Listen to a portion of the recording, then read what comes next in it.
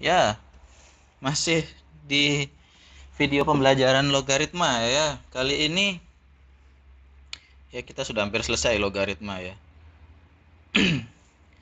Seharusnya ini tadi di awal, tapi saya terbalik ya, ya sudah tidak masalah. Ini saya akan buat beberapa contoh lagi ya. Termasuk ini ada soal nomor 4 ini tambahan. Itu penerapan logaritma di ilmu lain yaitu ilmu kimia ya, menghitung pH. Itu nanti ya di soal keempat. Contoh soal keempat.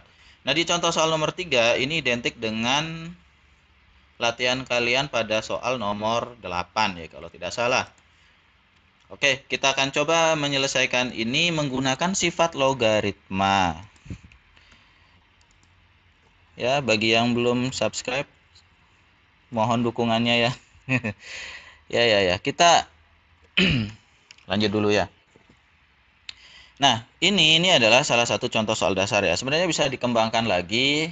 Ya, nanti saya akan coba ya. Mudah-mudahan bisa dilanjutkan pengembangannya yang menggunakan pangkat misalnya seperti apa itu ya. Nah, saya munculkan saja yang contoh dasar saja ya, ini contoh dasar.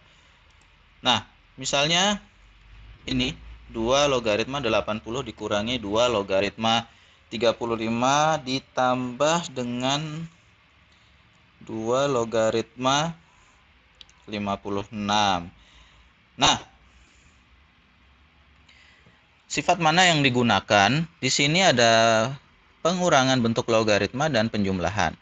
Nah, kalau kalian bertemu soal seperti ini, yang harus kalian pastikan adalah ini ya, di depan bentuk logaritma ini tidak ada pengali, tidak ada konstanta.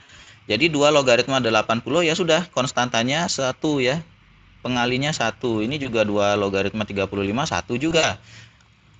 Ini juga 1 ya, tidak ada angka di depannya. Kalau masih ada angka bagaimana ya nanti mudah-mudahan ya seperti yang saya bilang tadi kalau sempat saya akan buatkan itu apa namanya video pembahasan yang seperti itu. Nah, ini karena tidak ada angka di depannya ya sudah kita gabungkan saja. Kita gunakan sifat satu dan 2 ya. Sifat satu dan 2. Ini. Ketika ada ini ya. Ini kan sifatnya bolak-balik ya. Ini penjumlahan digabung jadi perkalian. Ini pengurangan jadi pembagian. Kita gunakan sifat ini. Sifat satu dan 2 ya. Saya ambil saja ini. Ya, saya copy saja dari sini ya. Nah, di situ ada penjumlahan dan pengurangan di satu bentuk. Nah, basisnya sudah sama semua ya. Ini basisnya adalah basis 2. Saya gabungkan. Yang positif, suku positif saya letakkan di atas. Di situ yang positif ini ya 80 positif. Ya, karena tidak ada negatif di depan 80. Itu kita taruh di atas. Mana lagi yang positif? Ini 56. 80 kali 56. Suku dengan negatif, suku negatifnya kita letakkan di bawah itu 35 negatif. Nah, seperti ini. Kalau masih ada lagi ya taruh lagi di bawah ya. Yang positif semua di atas, yang negatif semua di bawah. Seperti ini. Nah, ini hanya alternatif cara ya. Saya memberi kalian satu alternatif saja. Kalian boleh berimprovisasi, tidak saya larang ya. Yang penting kalian menggunakan kaidah dasar yang benar itu ya. Nah, kalau saya biasanya saya tidak akan mengerjakan perhitungan yang angkanya sebesar itu ya. Itu rumit juga dan lama ya. Lama, apalagi saya tidak izinkan kalian pakai kalkulator. Sehingga nanti ini salah satu alternatif yang saya sarankan adalah penyederhanaan angka. Nah, sebelumnya waktu mengerjakan bentuk akar kalian sudah mengerjakan hal yang sama. Ini kita bisa gunakan lagi sebenarnya. Ini bisa digunakan lagi sifatnya ya. Jadi konsisten ya. Nah, bagaimana cara memecahnya? Saran saya mulainya begini. Ini pentingnya kalian nonton video itu ya bagi seperti itu.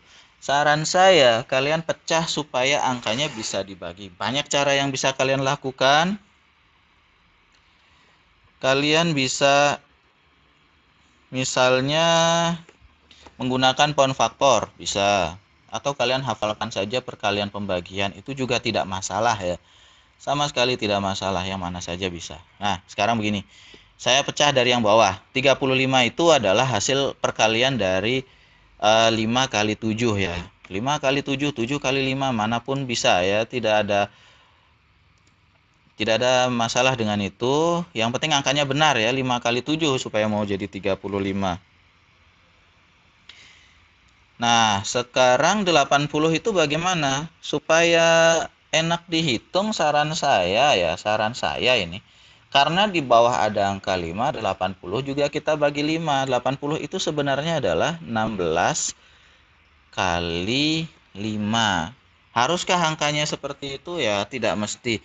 Karena apa ya namanya ya? Perkalian itu kan banyak faktor ya. Kalau dia bukan bilangan prima itu faktornya pasti sangat banyak. Kalian bisa gunakan berbagai macam cara pemecahan ya. Ya, ini saya pecahnya jadi 16 kali 5. Sekarang 56 bagaimana ya? Karena di bawah ada 7, saya gunakan dia 7 kali 8. Nah, apakah harus dipecah begitu? Ya tidak masalah. Berapapun, yang penting hasil kalinya 56, hasil kalinya 80, 35, silakan. Tetapi ya gunakanlah angka yang memudahkan kalian untuk nanti mencoret. Ya, kalau kalian mau kalikan tidak masalah ya. 80 kali 56 bagi 35, silakan kalau kalian bisa menghitung itu. Ya, itu kalau bisa ya. Kalau tidak bisa ya ini alternatif ini yang saya tahukan. Saya akan coret yang bisa dicoret. Misalnya ini 5 dengan 5 sederhanakan bisa ya. Nah, ini saya beri garis ini, saya tebalkan sedikit ya, 1,5 warnanya merah. Nah, itu 5 dengan 5 saya coret. Kemudian ini juga bisa dicoret lagi, 7 dengan 7. Itu boleh disederhanakan, kalian sederhanakan saja. Nah, ini ya. Ini alternatif cara ya, tidak harus begini, tidak harus ya, tidak harus memecah seperti ini. Kalian mau bagi juga silahkan, tidak ada yang melarang itu ya. Sama dengan, nah sekarang hitung hasilnya. Oke, saya akan copy saja.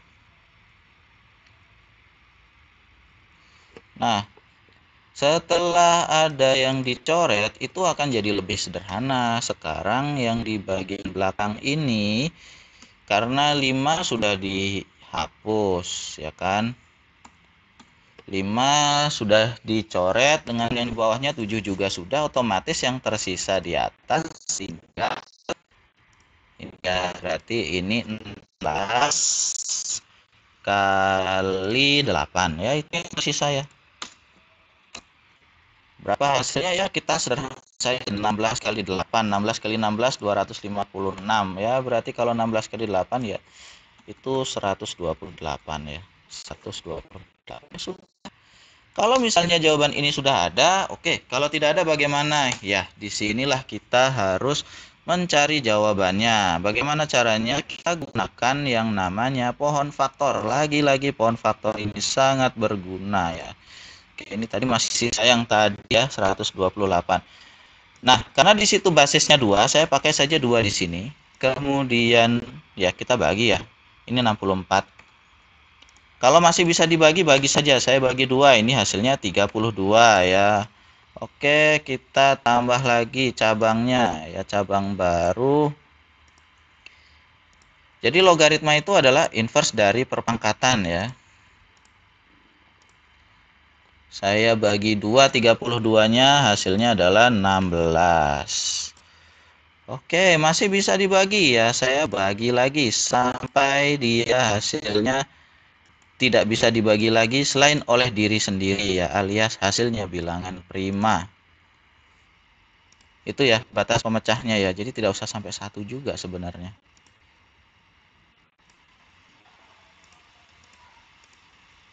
Oke, 16 bagi 2 hasilnya 8. Masih bisa dibagi, bagi lagi ya.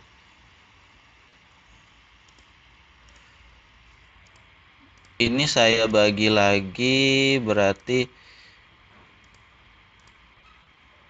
oke,